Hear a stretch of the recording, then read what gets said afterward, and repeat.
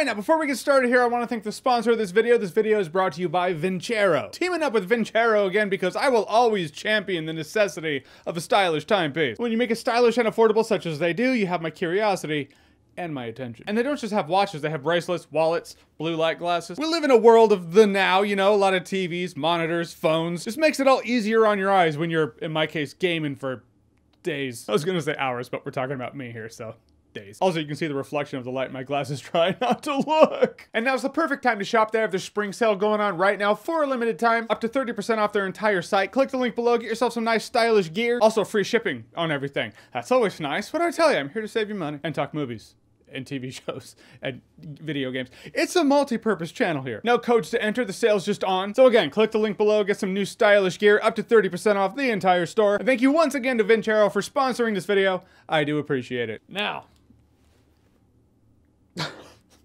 well, it's a new movie. What's this thing called?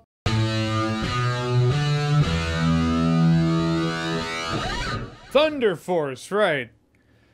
Worth knowing. So Thunder Force is kind of exactly what you think it's gonna be when you hear, oh, it's the guy who did Tammy, who's also married to Melissa McCarthy, and Melissa McCarthy gets superpowers, and it's a comedy.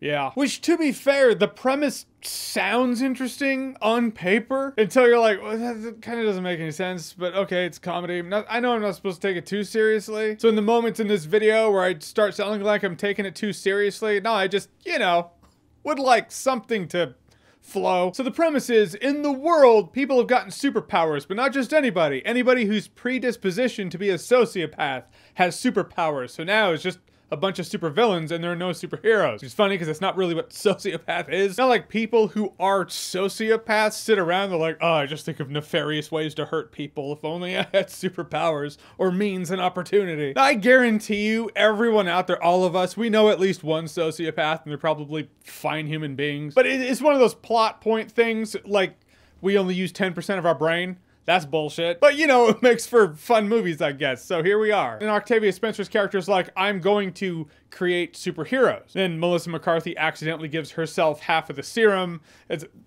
You see, it's going there. And in the movie, it was going to be Octavia Spencer was going to give herself both of these serums. And so she was going to have super strength and invisibility. But Melissa McCarthy's character took one of the serums, so now her character has super strength and Octavia Spencer, her character's invisibility. So, which actually logistically makes sense. I mean, if you're thinking of MMO or video game team-ups, DPS and a rogue, that works. I mean, you probably want a tank in there somewhere, but yeah, DPS and rogue. So my friend and I would roll. Problem is, it's a superhero comedy, which is actually a boring superhero movie that doesn't really make you laugh. That's pretty much Tammy with superpowers. And it's a problem I see a lot in these Melissa McCarthy movies. It's just her character, she's the same character. She just has a new job in every movie. Sometimes she's a boss. Sometimes she's a mom going back to college. Sometimes she's Tammy. Now she's Tammy with superpowers. And in terms of the comedy, there were a couple of chuckles, sure. But really, for the most part, the funniest one in this movie was Melissa Leo. When you have Melissa McCarthy doing her thing, ad-libbing, there's a joke for everything. It's just, and the jokes go on forever. Almost in that, hey, notice me kind of way. I just prefer Melissa Leo's subtle responses to that. That's what gave me a chuckle in this movie. She's not in it much, though.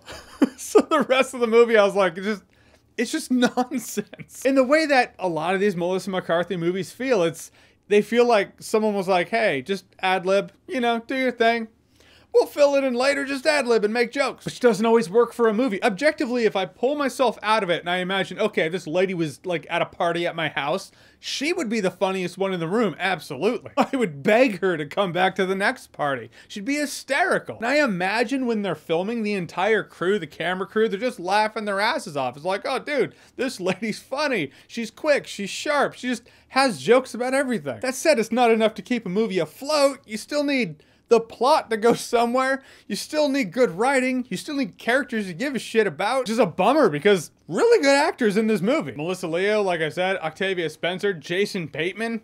That's a guy with crab hands. It's like the world doesn't make sense at that point, you know? You want a world where, all right, all these supervillains and now we need to make superheroes. But people still interact with Jason Bateman and his lobster hands like, you know, it's just like they're not there. Like, no, it's fine.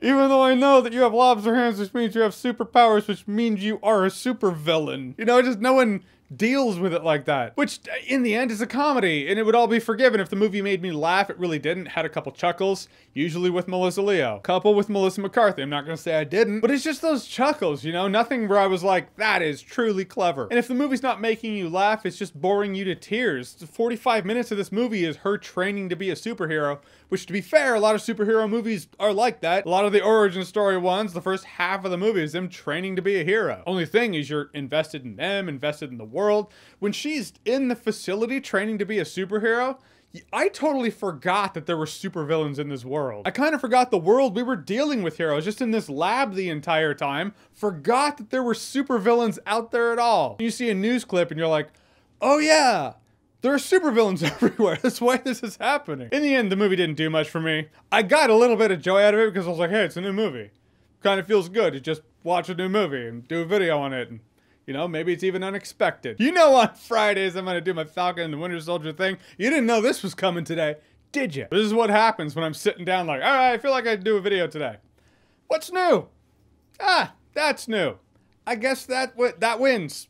I guess that's it. And don't be pissed, I'm the one who had to watch it. The movie wasn't funny. It wasn't exciting. It wasn't interesting. I just kind of nothinged it, you know? I'm gonna generously say I'm not gonna remember this one in T-minus 1 day. Yep, already forgot. All right, so Thunder Force, right? I said T-minus. I'm not making that up. I just said it a few minutes ago, but here I am.